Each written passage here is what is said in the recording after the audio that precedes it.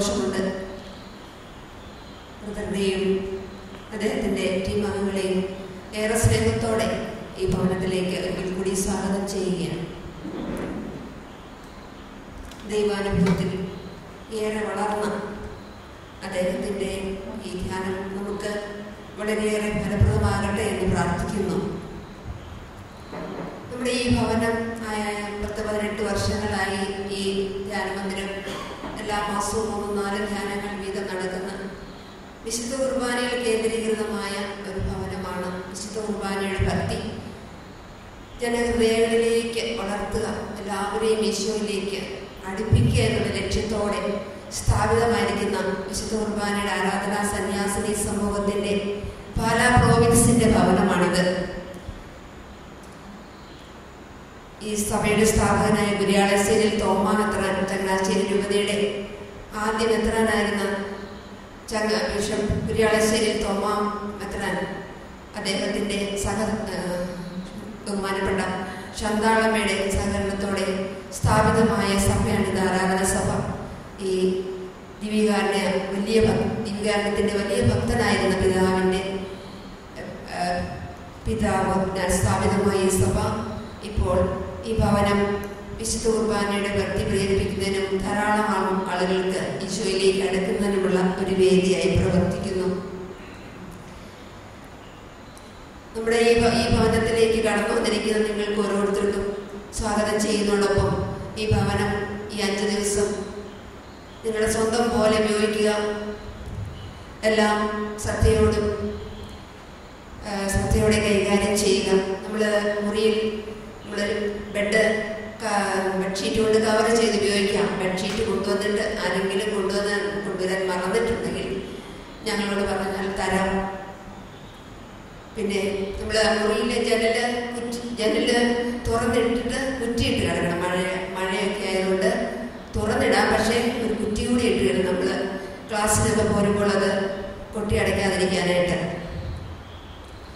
സ്ത്രീകളൊക്കെ ജനലൊക്കെ തലവെച്ച് തുറന്നിരിക്കുകയായിരിക്കും നല്ലത്.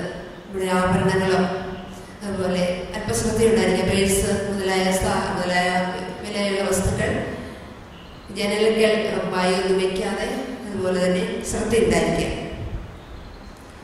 നനഞ്ഞ വസ്ത്രങ്ങൾ മുറിയിൽ ഇടുന്നില്ല, അതെല്ലാവർക്കും അറിയാം. പലരും താമസിക്കുന്ന മുറിയായതുകൊണ്ട് വസ്ത്രങ്ങളെ കഴുകി നമ്മൾ ഈ ദിവസങ്ങളിൽ മുറിയിലിടുന്നില്ല. അതുപോലെ ക്ലാസ്സിനൊക്കെ പോരുമ്പോൾ നമ്മൾ മുറിയിലെ ഫാന, ലൈറ്റ് ഇതൊക്കെ ഒന്ന് ഓഫ് ചെയ്ത് ഇപ്പം മുറിയിൽ പല മുറികളിൽ ലൈറ്റ് കിടപ്പുണ്ട്. വളരെ ദീർഘനേരം ഇപ്പോൾ നമ്മൾ ജനറേറ്ററാണ് ഉപയോഗിക്കുന്നത് ഉച്ച മുതൽ. അപ്പോൾ അത് അല്പശ്രദ്ധയോടെ നമ്മൾ ഉപയോഗിക്കുക. മുറിയിൽ ലൈറ്റും ഫാനും ഒക്കെ ഓഫ് ചെയ്യാൻ ശ്രദ്ധിക്കുക. കുളിമുറി, ടോയ്ലറ്റ് ഇതൊക്കെ അവിടെയുള്ള സാധനങ്ങളെല്ലാം വൃത്തിയായി ഉപയോഗിക്കുക. യഥാസ്ഥാനങ്ങളിൽ വയ്ക്കുക. ഇതൊക്കെ പറയേണ്ട കാര്യമില്ല എന്നറിയാം.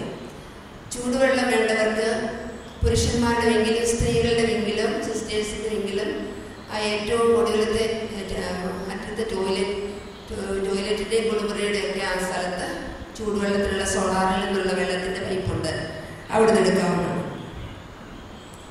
ലേഡീസിൻ്റെ പ്രൈവറ്റ് ആവശ്യങ്ങൾക്കുള്ള സൗകര്യം ലേഡീസ് വിങ്ങിലെ ഏറ്റവും ഒടുവിലത്തെ ടോയ്ലറ്റിൽ അതിനുള്ള സൗകര്യമുണ്ട്.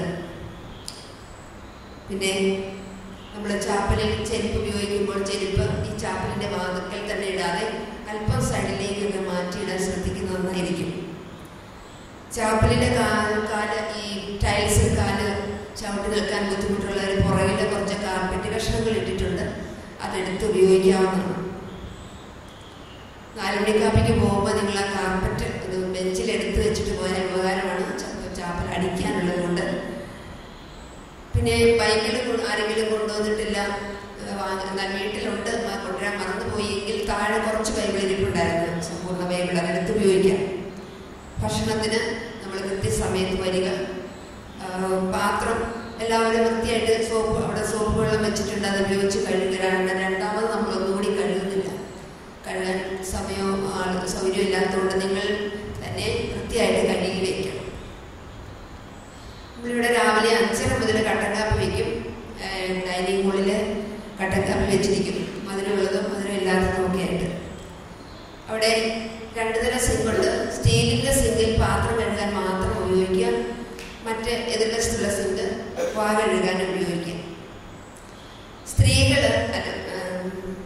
സിസ്റ്റേഴ്സ് ഇടതുവശത്തുള്ള ഊട്ടുമുറിയിലും മറ്റ് അൽമായ സഹോദരങ്ങൾ പുരുഷന്മാരും സ്ത്രീകളും ഇടതുവശത്തുള്ള ഊട്ടുമുറിയിലുമാണ് ഭക്ഷിക്കുക. കൂട്ടുമുറിയിലേക്ക് കയറുന്നവർ ഏറ്റവും അങ്ങേയറ്റത്തേക്ക് പോകാൻ ശ്രദ്ധിക്കണം. പിന്നീട് കടന്നു വരുന്നവർക്ക് ബുദ്ധിമുട്ടുണ്ടാവാതെ. നമ്മൾ ബ്രദർ പറഞ്ഞു ചാപ്പലി വരേണ്ട സമയം. ഇത് നമ്മുടെ പൊതുവെ 5:15 10 മണി അടിക്കും. 6 മണിക്ക് ചാപ്പലിൽ എത്തേണ്ടത്. പിന്നെ നമ്മൾ ഭക്ഷണം വിളമ്പി കൊടുക്കാൻ വേണ്ടിയിട്ട് ഒരു 8 പേര് 8 വോളണ്ടിയേഴ്സ് എഴുന്നേൽക്കുന്നത് നല്ലതായിരിക്കും. ഭക്ഷണം പുരുഷന്മാരുടെ സൈഡിൽ നിന്ന് 4 പേരും സ്ത്രീകളുടെ സൈഡിൽ നിന്ന് 4 പേരും എഴുന്നേൽക്കാം. എല്ലാ നേരവും ഭക്ഷണം വിളമ്പി കൊടുക്കണം. 3 പേരെയാണ് പുരുഷന്മാരുടെ ഭാഗത്ത് 4. ഇവിടുന്ന് കൂടെ സ്ത്രീകളുടെ ഭാഗത്തു നിന്ന് 4 പേര് എഴുന്നേൽക്കാവും.